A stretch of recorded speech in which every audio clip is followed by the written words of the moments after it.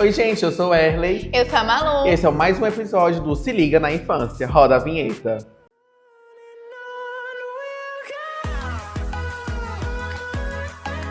Olá, boa noite, tudo bem, gente? Eu sou a Maria Luísa, hoje a gente tá aqui para mais um episódio do nosso podcast Se Liga na Infância. Eu tô aqui com meu parceiro e colega de trabalho. Boa noite, pessoal. Eu sou o Erley Rodrigues, professor e orientador da Rede de Ensino Público. E estamos aqui com dois convidados à altura do nosso podcast. Ele que é doutor, pesquisador, orientador da Rede de Ensino com anos de bagagem.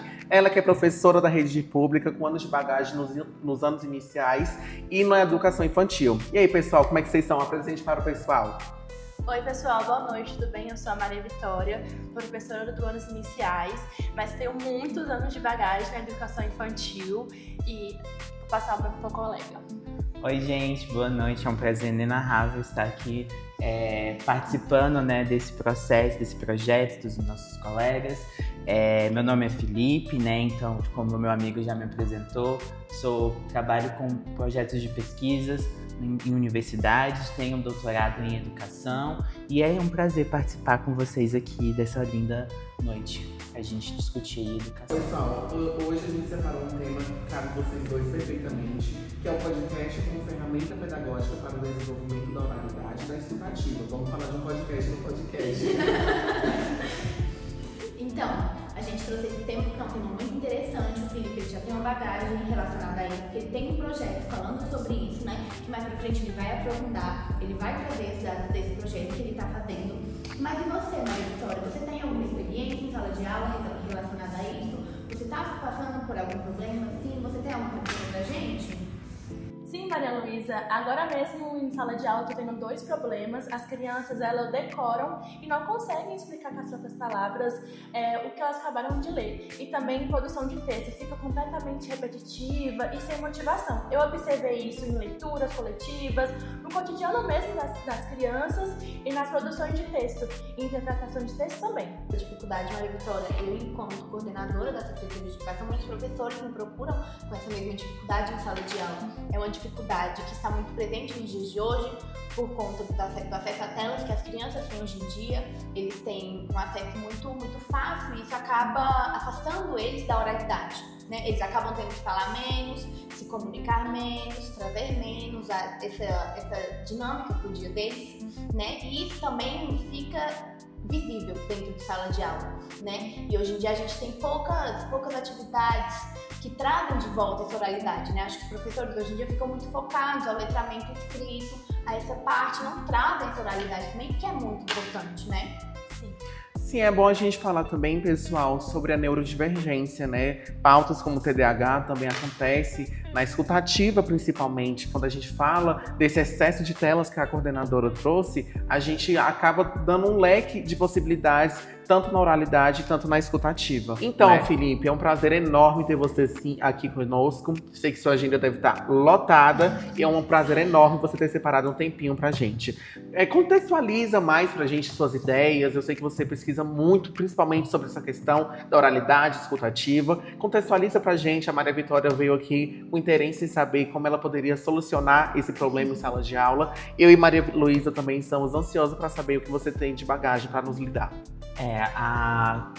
Ao trazer o podcast para essa questão da educação, foi a partir de um recorte que a gente teve a partir de uma pesquisa, que a gente viu que muitas das vezes as crianças estavam decorando em vez de saber explicar, Então a gente via que elas só decoravam quando fosse para explicar que essa parte da oralidade e da aquisição, para de fato a gente ver se ela fez essa aquisição, a gente via que elas simplesmente só decoravam e só falavam que já estava sendo decorado.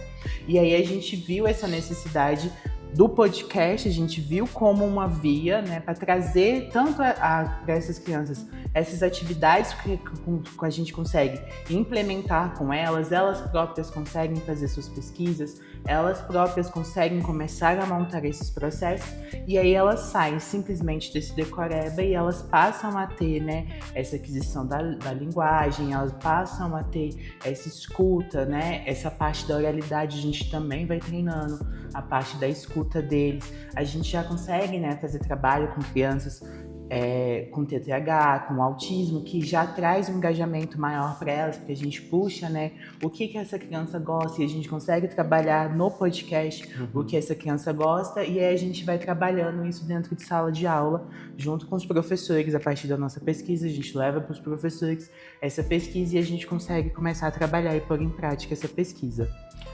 Você trouxe 2 pontos bem relevantes que eu queria citar, Felipe. A primeira é a parte da decoreba, né? Paulo Freire já falava. A educação bancária, de você apenas depositar e ele reproduzir, acaba sempre com a prática que a gente tem. E a outra, essa questão do TDAH. A gente incluir as crianças. Eu trabalhei há muito tempo, não vou falar de idade aqui com vocês, mas eu trabalhei há muito tempo em uma escola aqui no Distrito Federal mesmo, e a gente tinha uma diversidade enorme de crianças. A gente tinha crianças com TDAH, a gente tinha crianças com síndrome de Down, e a gente se adaptou, né? A gente sempre tem que se reinventar para essas crianças, porque o leque de possibilidades é grande, né, Maria Vitória? Sim, Felipe. E como foi essa implementação, isso na prática? Pois eu vi no podcast da doutora Alessandra que ela cita o Bernard e o Joaquim, que falam sobre essa oralidade e esse assunto. Nós organizamos, né, a proposta em etapas. A primeira etapa foi apresentarmos aos estudantes o que é o podcast, né, como é que ele funciona, ouvir dos alunos o que poderia ser trabalhado, quais temáticas eles queriam. A gente também organizou, né, por faixas etárias, porque a gente pode trabalhar um tema no 5º ano, não vai ser o mesmo tema que vai ser trabalhado no 1º ano, né? Então, montar a clareza das ideias dos alunos, montar os grupos que vão produzir esses podcasts, né? E aí a gente passa a dar sequência, né, para planejar os roteiros com os alunos. Então, como é que a gente vai ajudar? Como é que esse aluno vai fazer o roteiro? Então, tipo assim, o que ele vai precisar para fazer esse roteiro? Logo depois a gente também vai ler, né, como é que ficou esse roteiro, pra gente, dá para ajustar aqui, ajustar ali. E aí a gente, depois daí, a gente começa a fazer os processos, né, de gravação. A gente entende também, né, a realidade das escolas. Então, nem todas as escolas vão ter esse aparato de gravação, né? Então, a gente tá vendo como a gente fornece, né, muitas das vezes os áudios para essas crianças gravarem, como a gente vai levar esses áudios, né? A gente também tá vendo com a galera da graduação como eles podem trabalhar, né, por exemplo, em estágios, né, como eles podem editar esses podcasts dessas crianças e como a gente devolve esses podcasts para a sala de aula, para eles verem os trabalhos deles, né? Muito bom, Felipe, você falar sobre estrutura, né? A gente tem o apoio da universidade nesse projeto. Espero que em breve o seu projeto, né, desenvolva mais e mais nas escolas. E trazendo um pouco mais sobre o conteúdo que é trabalhado e sobre os resultados que você tem com essa pesquisa. Quais são as habilidades que você percebeu que foram desenvolvidas, né, ao longo desse projeto? Como que você acha que está sendo? Qual que é a devolutiva que você traz para isso, né? O que você acha que está acontecendo, entendeu? Quais são os resultados que você está tendo?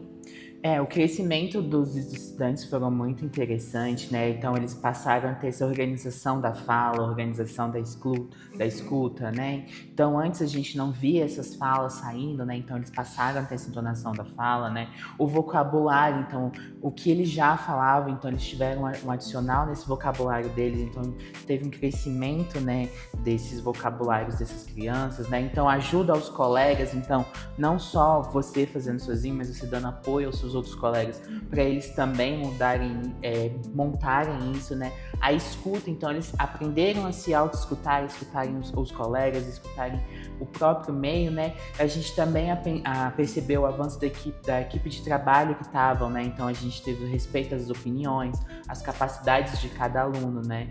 Então, e aí a gente não trouxe apenas diálogos isolados, mas sim a gente começou a trabalhar o todo com essas crianças e estudantes. E aí a gente começou a ver, né, esses ganhos e ganhos a mais dentro dessas práticas do podcast com as crianças. Muito interessante isso que você trouxe, Felipe, porque a gente, além de trabalhar essa oralidade, essa escutativa, a gente trabalha também a coletividade dos alunos, né? O trabalho em equipe, o companheirismo, né? E a gente traz também para esse lado da tecnologia, que a gente sabe que todos eles gostam muito hoje em dia, né?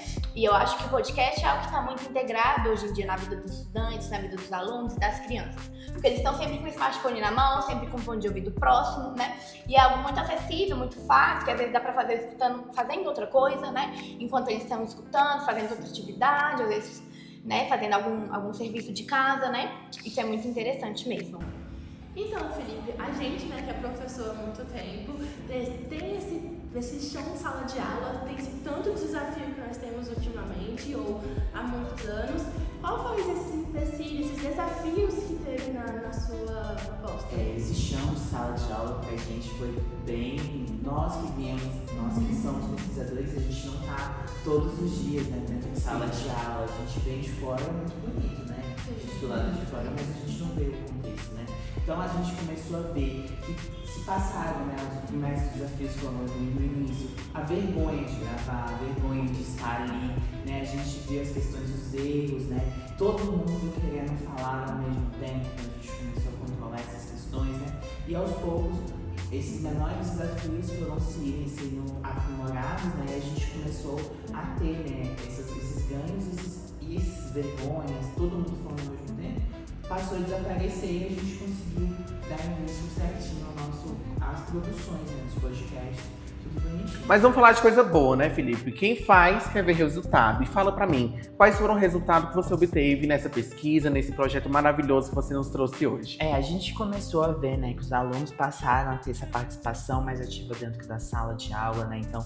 todos ali começaram a participar de forma mais ativa, eles começaram a fazer mais perguntas, e essas perguntas passaram a ser perguntas argumentativas, né, então por conta do podcast trazer essa bagagem maior para eles, deixaram de ser só aquele decoreba que era no início, né, e passou a gente ver perguntas argumentativas, né, a escuta dos colegas, então eles passaram a escutar e dar importância às perguntas dos colegas, né, eles estão muito, já passaram ali a demonstrar uma segurança na comunicação, na fala, né, esse podcast deixou apenas de ser uma atividade tecnológica, né, e passou a ser uma atividade de expressão dos alunos, os diálogos, né, então aqueles diálogos dali do meio que eles estavam, do meio que eles estão inseridos, né, e aí foi uma construção coletiva do conhecimento, então são esses os grandes resultados que a gravação do podcast fez, né, trouxe para dentro, que foi visto, né, na nossa pesquisa, que foram os resultados que foram trazidos, principalmente das professoras, né,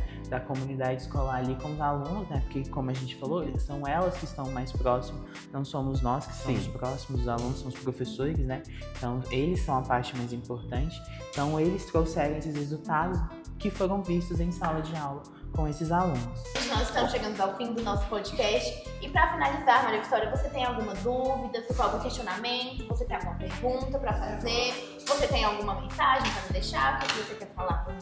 Eu gostaria de fazer uma pergunta para o Felipe. Por conta da minha experiência em sala de aula, querendo ou não, eu queria saber quais são essas metodologias que a gente pode implantar. Qual mensagem você deixaria para nós, professores, que queremos implantar essa metodologia na nossa sala de aula? Eu diria, né, que o uso do podcast vale muito a pena, né, que o podcast ele não vai exigir muitos equipamentos, né, muitas das vezes ali um celular já é o suficiente, né, o mais importante é criar oportunidade para esses alunos, trazer voz para eles, né, eles aprenderem a ouvir, aprenderem a compreender, aprenderem a comunicar as ideias deles, né? Quando damos espaço para esses estudantes, eles desenvolvem autonomia, criatividade, confiança, competência essencial, né, para o foco da escola. Então, pessoal, é isso. O nosso podcast, infelizmente, chegou ao fim. Foi de uma incrível honra estar na presença de pessoas tão maravilhosas, com uma bagagem incrível como vocês. Foi um prazer, gente. Muito obrigada pelo convite. Muito obrigada por estar mostrando, né, a nossa pesquisa aqui, que é de suma importância para vocês levar esse podcast que passa em grandes lugares, né? Muitas pessoas escutam. Então, assim, muito obrigada pelo convite, tá? Eu também tenho tudo a agradecer, principalmente a você pelo convite e pelo Felipe. Vou tentar, com certeza, implementar essa metodologia na minha sala de aula. Eu agradeço a todos vocês. Muito obrigada. É isso, pessoal. Ficamos com mais um Se Liga na Infância. Um beijo do seu professor. Da sua coordenadora. E nos siga e ativa o sininho para mais um vídeo. Tchauzinho!